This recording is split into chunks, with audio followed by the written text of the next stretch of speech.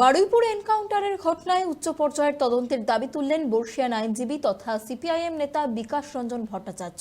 তার মতে, স্বাধীন ও নিরপেক্ষ প্রাক্তন পুলিশ আধিকারিকদের নিয়ে তদন্ত করা দরকার।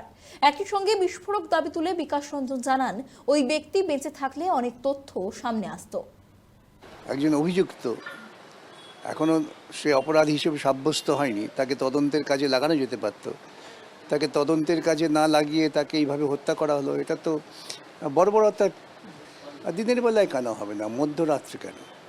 আসলে ওই ভদ্রলোক তিনি বেঁচে থাকলে পরে অনেক তথ্য প্রকাশিত হতে পারত। তাকে বাঁচিয়ে রাখলে বিপদ ছিল, তাই তাকে মেরে ফেলা। পুলিশের বাধ্যবাধকতা আইন অনুযায়ী তো এনকাউন্টার নিয়ে তদন্ত করার, উচ্চ পর্যায়ের তদন্ত।